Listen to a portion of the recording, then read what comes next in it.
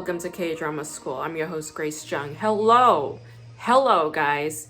I have not covered a Korean drama in a minute, and that is because I am watching 3 shows all in one row. Yes, it's a lot to juggle, and they're still in the process of coming out, right? And I have my tastes, I have my preferences, but I also try to lean into the mainstream stuff, right? Like I try to keep the fans' appetite, like if your appetite's wet on a certain show, I try to deal with that too. I can't watch that monster one, the Gyeongsung one. I can't do that just yet. I'll try and cover that if I can, because that casting is stellar. The casting on that is mwah. But the show itself, I'm not sure. I'm not sure if I could deal with another zombie monster chaos thing. It's too noisy, too annoying. It's excessive.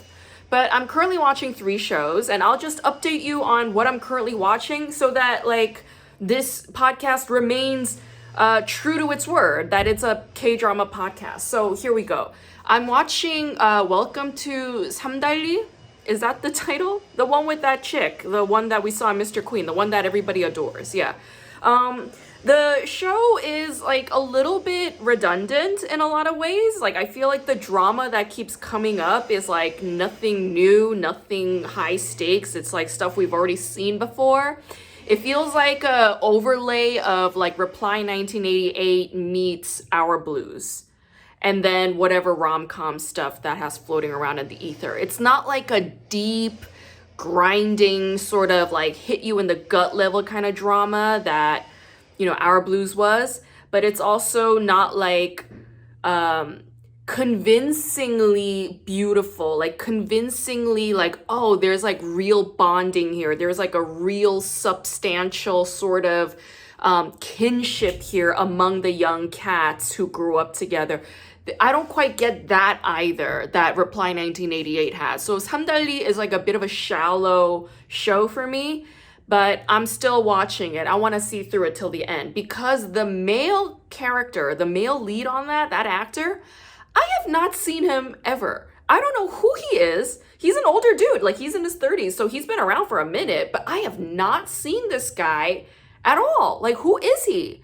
And he's good. He's a good actor. But there's something awkward about him. It's I don't know. He looks like a psychopath. I think maybe that's it. Maybe that's why he wasn't a male lead ever, because he looks like a psycho. He looks like somebody that would make a really good villain. Yeah. So anyway, I want to see through, how does this end? I'm very interested in that male lead in the 삼달리 show. I'm also watching My Demon. I think I'm at episode 7 or something. If I'm being very honest with you, I'm not even sure if I'm gonna finish it because it's copying Goblin so much. Mise-en-scène wise, directorial choices, color schemes, conceptually, it is just too on the nose like Goblin, except the girl is now rich. Yeah. She's still an orphan though, but she's rich. So it's okay, we've already seen this thing before. I mean, I don't know. This is this also has a bit of a shallowness to it, but is it fun? I don't know. I mean, the cast, the actors, they're very beautiful. They're young and pretty. But are they good actors? No, I'm sorry. They need to go and live their lives. They need to go backpacking in Australia or something. Okay, go backpacking in Zimbabwe or something, and then come back, and then we'll see what you got. Where are your acting chops? You got to live your life to know what you bring to the table. Am I right? The last one I'm watching is Flowers in the Sand, and I would say this is my current favorite show. Yeah, very low stakes, but also high. It's a very quiet show, but there is a dead person and there are cops hovering around. So there's some drama there. But it's this, I feel, that Reply 1988 tight kinship connection. It's a convincing story. I could tell that the writer is bringing to it whatever they experienced in their youth, in their childhood. I feel it. It's real and it is convincing.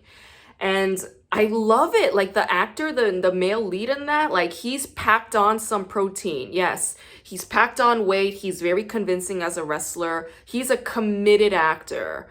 And I love that it's like set on the seaside. I don't know where, but they're all speaking Gyeongnam dialect, which is like my family's dialect. I'm from Gyeongsangnam-do. Maybe it's Gyeongbuk or something, but their accent's a little weird. Their dialect is a tad weird, and I don't know if it's because like the actors are bad at delivering it, or if it's just because it's a different, like this is a northern dialect versus, I'm from Gyeongsangnam-do, so that's like a southern dialect. In any case, that's like the only part that's like irking me. But the chick that's in it, we saw her in 25-21, and she was the girl that was like, standing up against the teachers that are trying to like beat up students, or that are, beating up students. She was like the activist, the politically activated chick in that show.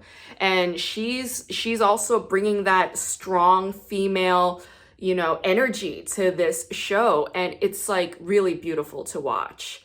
In any case, I would say that is the one that's like hitting home with me the most at this moment.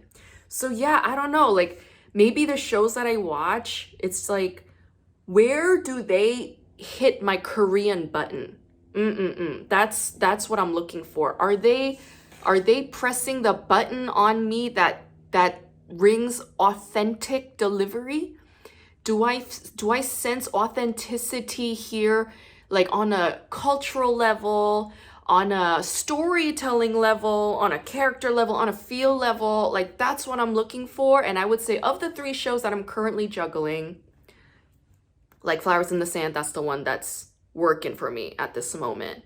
And if you guys are watching other shows, like on other platforms, like on Viki or whatever, let me know if there's a really good one, like a juicy one with like actors that you're like gaga over, and the story's like punchy, and you're like, I come to the television to watch this show. Like it got you excited, it's got you hooked. Then let me know, because I zipped through Viki and there's like nothing on it that I'm interested in. Not a single one. So I'm watching variety shows at the moment. So if you're on Viki, okay, or if you're on Viki, let me know, because at the moment the only subscription I have is Netflix and Viki, and I'm on the cusp of getting rid of Viki. So let me know, you guys. Email me info@kdramaschool.com. Thank you.